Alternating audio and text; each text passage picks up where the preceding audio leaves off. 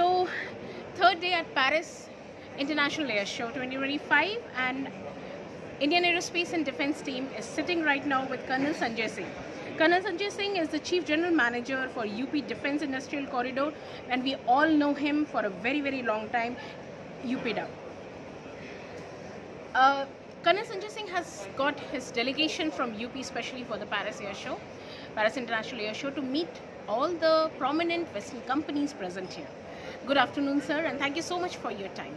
Good afternoon, ma'am. So we begin our this conversation with a note that your delegation, which has come from Uttar Pradesh, India, to here to meet the Western companies, how has been your experience for all these 3 days? Today is the third day of the show, and you have been meeting the companies right from the day one, along with the ministries. So how has been your experience so far?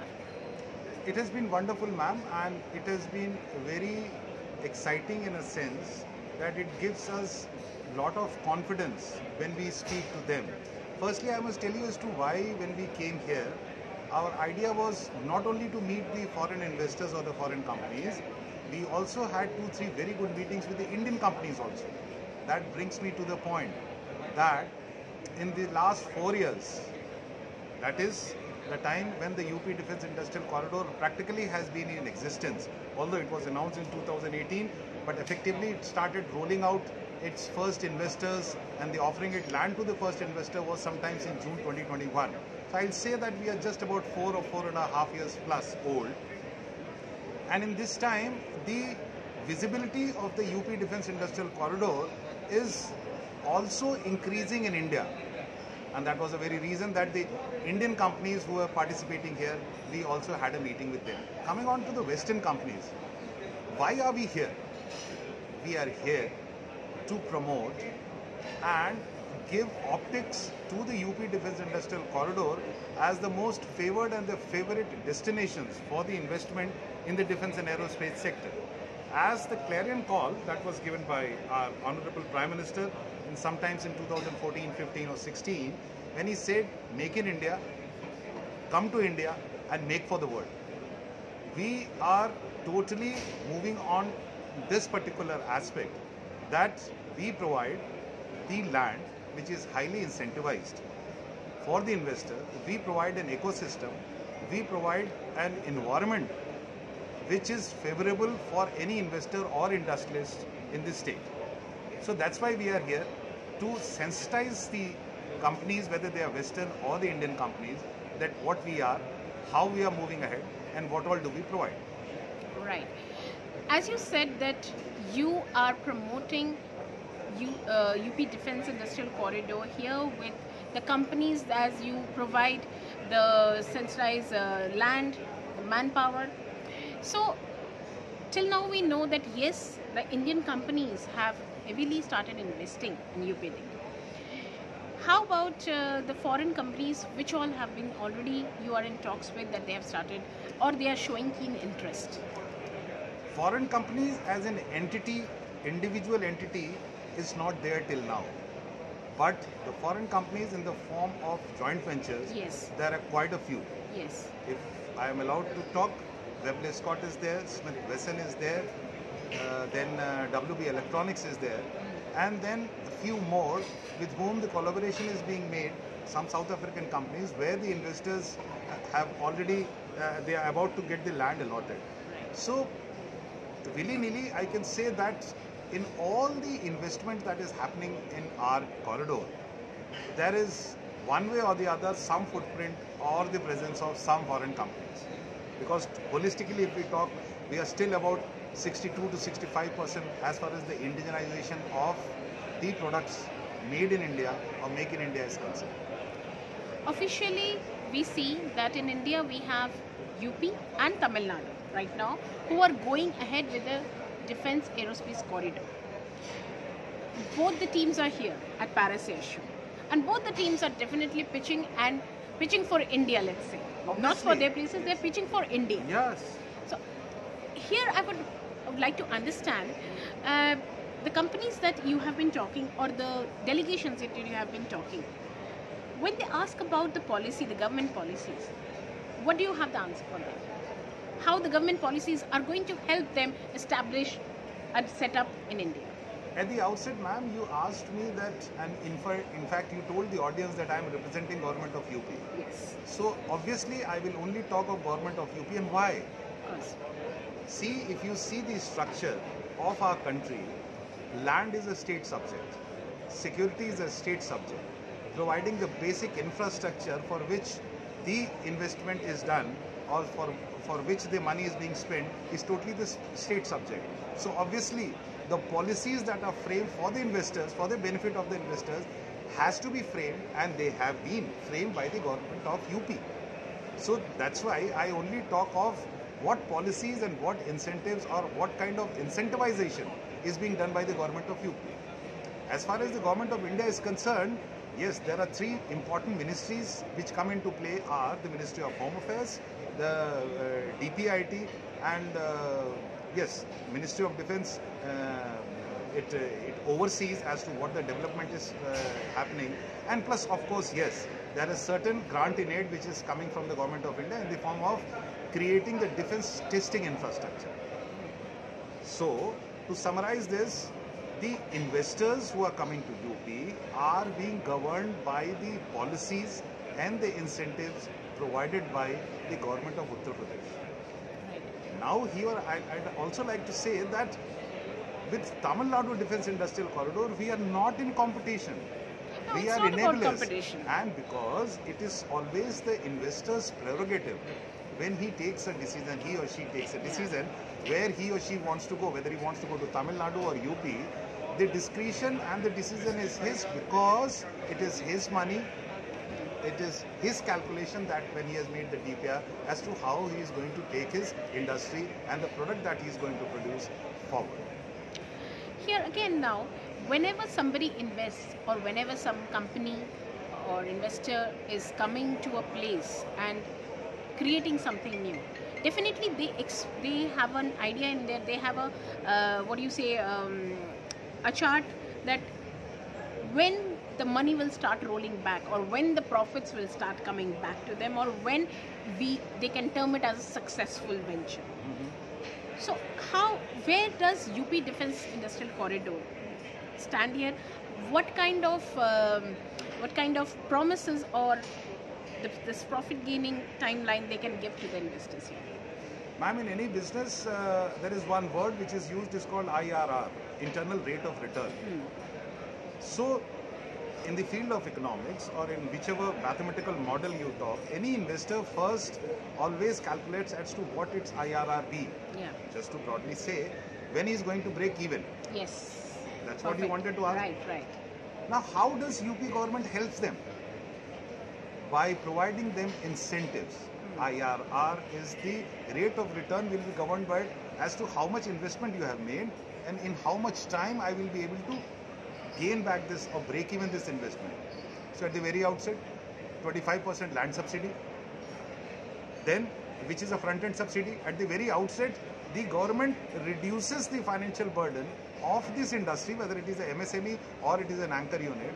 At the very outset, it reduces the financial burden by saying, okay, you use this, whatever money you have saved in your industry. Coming on to the back-end subsidies. Before I go to the back-end subsidies, there are three tenure of investment which has been given by the government of UP in its policy, which is structured and which has been approved by the cabinet. What does it say? For the small industries, MSMEs, it is 4 years. For an anchor unit which are investing less than 1,000 crore rupees, it is 5 years. And for the anchor units which are investing more than 1,000 crore rupees, it is 7 years. So that means we are kind of telling the investor that you should start your production in the 4, 5 or 7 years. The moment you start your production, we still bring down, make another step to bring down your financial burden. How do we do that? We are providing 25% to 35% capital subsidy on the investment made on any eligible capital investment. So the investor takes this money back, whatever he has invested in creating his industry or the setup, he takes back 25% in the Madhyanchal, that is Aligarh, Agra, Lucknow, Kanpur, and 35% in Jhansi and Chitrakoot, that comes under Bundelkhand region. Yes. So this is how the state government moves it. Then we provide, the state government ensures that 24/7 industrial electric supply is provided to them. 24/7 water supply is there, a secure environment is there, an offsite firefighting station is there, internal roads, area drainage. All these basic infrastructure which otherwise would have required investment by the investors, the burden is now being borne by the government of UP. Okay. Just to summarize it, the government of UP spends almost about 1.25 to 1.5 crore rupees per hectare to bring up this infrastructure, and not a penny is loaded on the cost of the land which is provided to the investor. So these are the steps the government has taken, and these are very big steps. And they are lucrative enough for the companies Lucrative to enough. come. And just to prove it, although in 4 years we have got 58 investors, where almost about 10,000 crore rupees investment is getting realized in the defense corridor. 7 of my units have started producing their goods and have become functional. That means they have registered themselves with the Factory Registration Act, Yeah. including BrahMos and Adani. Not one seems to be failing. Great. The idea, the very fact that they are not looking towards any failures, it proves a point that the steps taken by the government of UP are far enough to not only handhold, but to support at every step what the investors take. Great. You just spoke about the different nodes, the 6 dedicated nodes that you spoke about.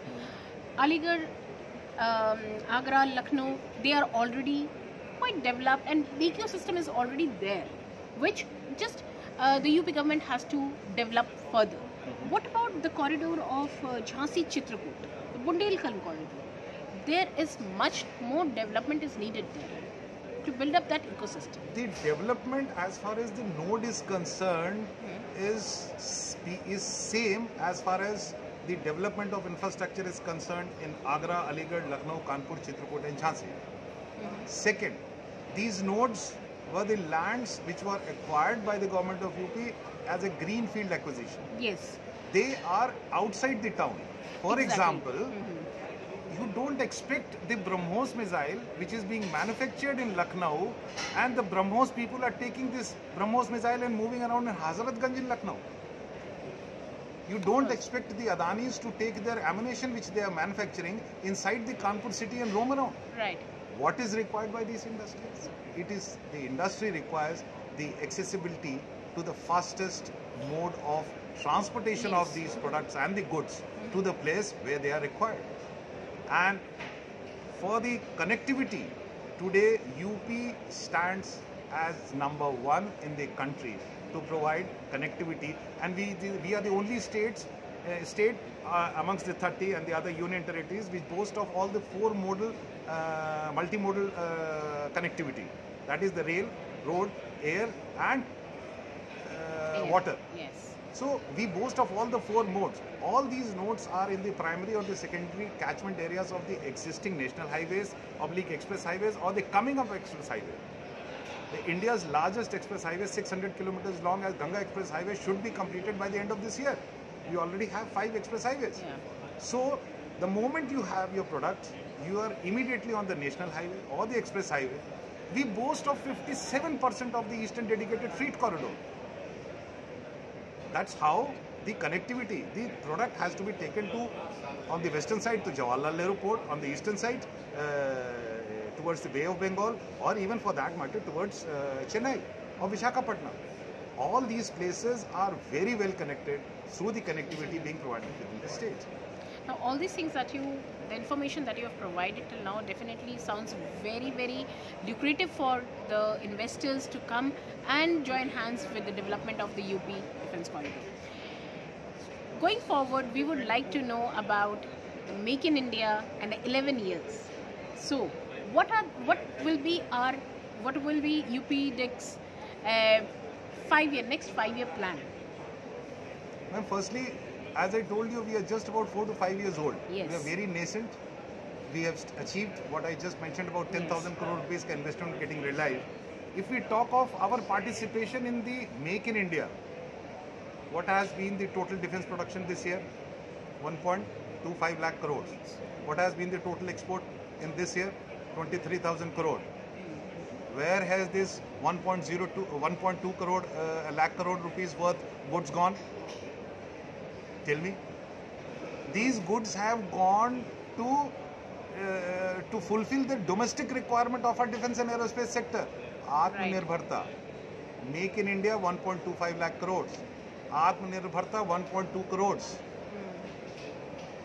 That is, in the last 10 years, our exports have increased by 13 to 15 times. However, what we are seeing is that our dependency on the outside people have been getting reduced. It is getting reduced. And next 5 years that you are talking, yes. What is the Honorable Raksha Mantri pegged at? Our export will be 50,000 crores. There is a second line to this.